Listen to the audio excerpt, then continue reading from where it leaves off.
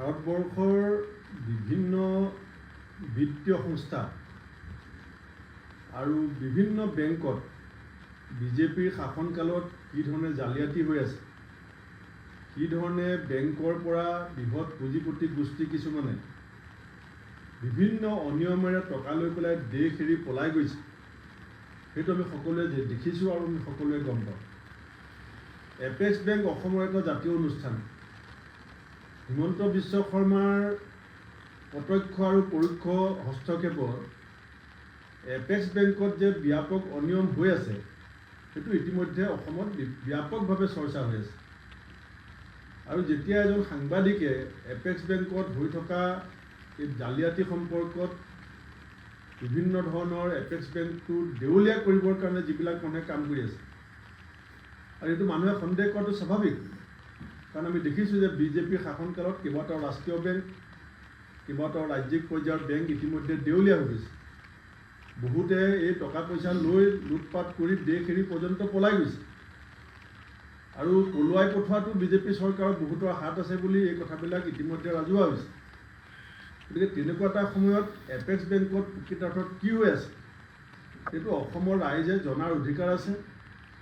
আৰু সেই কথাবিলাক যেতিয়া জানিবৰ কাৰণে সাংবাদিকসকলে চেষ্টা কৰিছে, তেতিয়া ইছ্যুটো ডাইভাৰ্ট কৰিবৰ কাৰণে মুখ্যমন্ত্ৰীৰ যিটো পুৰণা টেকনিক, যে যেতিয়া কিবা এটা বিষয়ত তেখেত বিপদত পৰে, যেতিয়া হিমন্ত বিশ্ব শৰ্মাৰ গুৰিত কোনো উত্তৰ দিব নোৱাৰা অৱস্থা হয়, তেতিয়া তেখেতে বিষয়টো অন্য ফালে গতি কৰাব বিচাৰে। তাৰ এটা অংশ হৈছে যে দিলৱাৰ হুছেইন মজুমদাৰক কালি গ্ৰেপ্তাৰ কৰি পেলাই এপেক্স বেংকৰ ভিতৰত হৈ থকা যি ব্যাপক অনিয়মৰ সম্পৰ্কত যিবিলাক অভিযোগ, সেই অভিযোগটো তেওঁ তল পেলাব বিচাৰিছে।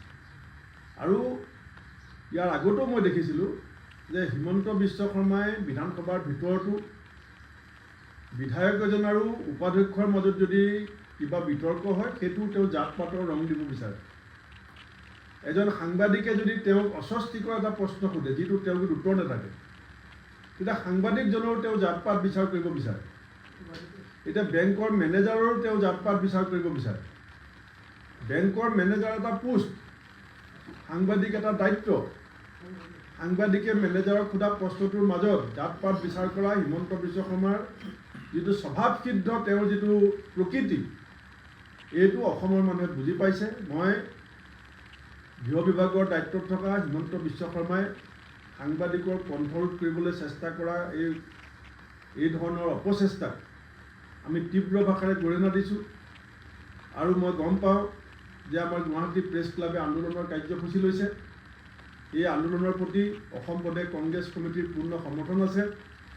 আৰু সাংবাদিক সন্থাই যেতিয়া য'ত যেনেকৈ সহযোগিতা বিচাৰিব, আমি অসম প্ৰদেশ কংগ্ৰেছ কমিটিয়ে সেই সহযোগিতা কৰিবলৈ সাজু আছোঁ। আৰু দিলৱাৰ হুছেইন মজুমদাৰৰ কাৰণে যদি আইনী যুদ্ধত অৱতীৰ্ণ হোৱাৰ ক্ষেত্ৰতো পৰিয়ালক আমি কিবা সহায় কৰিব লাগে, আমি সেই সহায় কৰিবলৈ সাজু আছোঁ। আৰু এইটো হিমন্ত বিশ্ব শৰ্মাই সংবাদ জগতকো ভয় খুৱাব বিচাৰিছে যে মোৰ লগত লাগি নল'ব, মই যি লুটপাট কৰোঁ, যিমান বেয়া কাম হওক। এইটো মহাভাৰতৰ যুদ্ধত ধৃতৰাষ্ট্ৰ হৈছিল। যেতিয়া সঞ্জয়ে সঁচা খবৰবিলাক ধৃতৰাষ্ট্ৰক দিছিলে, তেতিয়া ধৃতৰাষ্ট্ৰই সঞ্জয়ক ডিঙি চেপি মাৰিব বিচাৰিছিল।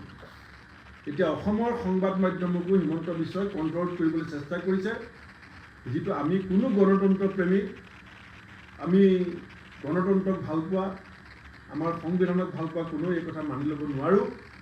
আৰু দিলৱাৰ হুছেইনক অনতি পলমে মুক্তি দিবৰ কাৰণে মই চৰকাৰৰ গুৰিত দাবী জনাইছোঁ। অন্যথা প্ৰেছ ক্লাবে যি আন্দোলনৰ কাৰ্যসূচী ল'ব, আমি ৰাজ্যজুৰি আমি প্ৰেছ ক্লাবক সহযোগিতা কৰিবৰ কাৰণে আমি সিদ্ধান্ত ল'ম।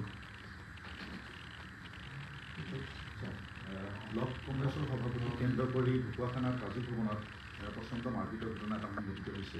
এই গোটেই বিষয়টো সন্দৰ্ভত আপুনি কেনেকৈ চাব বা কি কৰিব? আমি জিলা একেলগে লগ কৰি দিছোঁ, দুগৰাকী বিধায়কে আপোনালোকৰ হাইকমাণ্ডৰ কাষো চাপিছে, অকণমান আপত্তি দৰ্খাস্ত কৰিছে।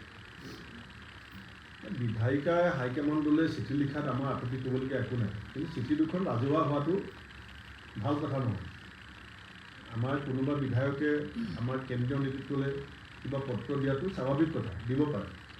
কিন্তু ইমান পাৰ্চনেল লেটাৰ এখন ৰাজহুৱা কৰাটোৱে দলৰ প্ৰতি আস্থাশীল, দলৰ প্ৰতি নিষ্ঠাশীল যিটো ভাৱ ভংগী থাকে, সেইটোৰ প্ৰতি আঙুলি টোৱায়। গতিকে কথাবিলাক দলৰ ভিতৰতে মীমাংসা হোৱাটো ভাল। হৈ থাকিব এনেকুৱা দুই এটা ঘটনাটো হৈ আছে, চব দলতে হৈ আছে। দিলীপ শইকীয়াই ৰূপজ্যোতি কুৰ্মীক মাপ খুজিবলৈ ক'লে, মুখ্যমন্ত্ৰীয়ে মাপ খুজিব নালাগে বুলি ক'লে, তাৰপিছত দিলীপ শইকীয়া আকৌ যোৱাৰ কাৰণে মাপ খুজিলে। এইবিলাকো আপোনালোকে চাই থাকিব। সভাপতি পদটো বাহল হোৱাৰ কাৰণে এনেকুৱা ধৰণৰ এটা পৰিৱেশ সৃষ্টি হয়। ঢকুৱাখানাৰ সভাপতিজনৰ বিৰুদ্ধেও অভিযোগ আছে, আমি অভিযোগ পাইছোঁ। মই 2 দিনতে সিদ্ধান্ত ল'ম।